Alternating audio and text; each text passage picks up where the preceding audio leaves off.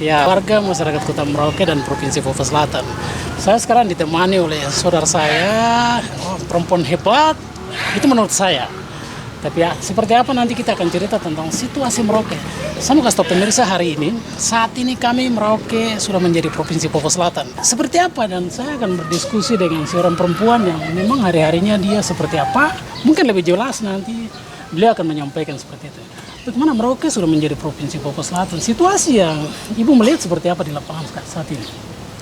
Iya, Merauke sekarang jadi Provinsi Papua Selatan itu merupakan satu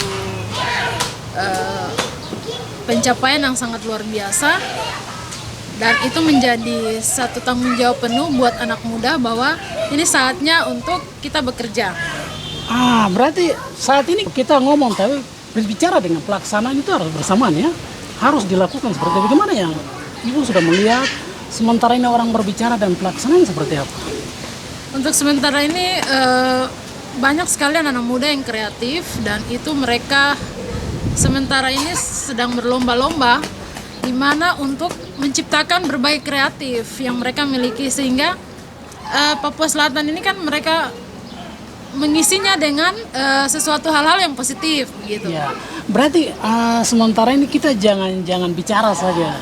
Berarti kita berbicara dan bertindak itu harus dilakukan. Bagaimana ya? Apa yang Ibu melihat? Iya, itu saya sangat suka sekali dengan pemikiran seperti itu, karena ini merupakan satu tugas kita di mana generasi muda penerus Papua Selatan ini untuk berlomba-lomba untuk berkarya, tidak hanya dengan bidang yang kita miliki, namun berbagai peluang yang harus kita ambil.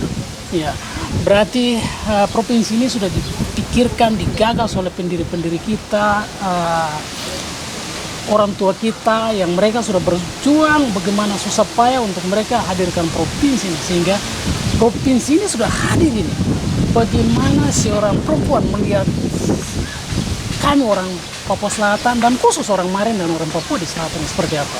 Sebagai perempuan Papua, kita harus saling mendukung dalam berbagai hal. Yang utama yaitu saling memotivasi.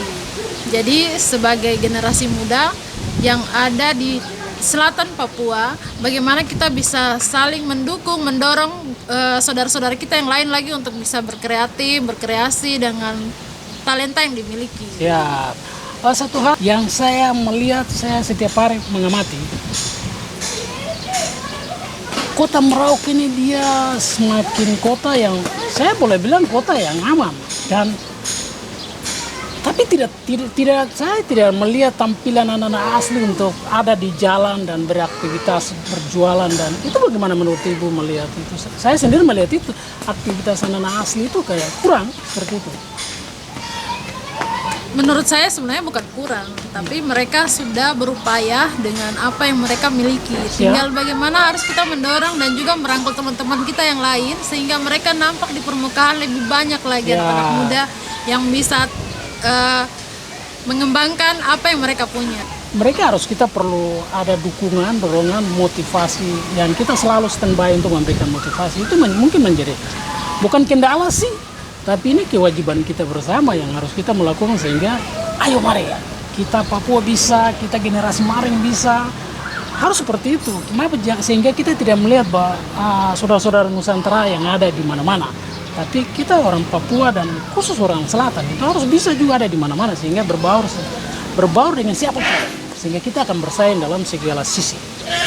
Saya sangat senang sekali ketika ada berbagai macam gerakan yang dibuat oleh anak-anak muda, di mana gerakan itu membawa sisi positif buat pemuda-pemuda yang lain lagi, sehingga kita bukan tidak bisa, tetapi kita harus saling mendukung sehingga kita sukses bersama. Ya, sehingga masyarakat Papua Selatan itu apa yang kami sudah diskusikan tentang, kami sudah coba menceritakan tentang kondisi hari ini, tidak secara detail, tapi kami akan berbicara terus tentang situasi, kondisi Provinsi Papua Selatan yang kita sama-sama melihat dengan penuh harapan untuk ke depan seperti apa orang-orang Papua bisa, orang Maring bisa.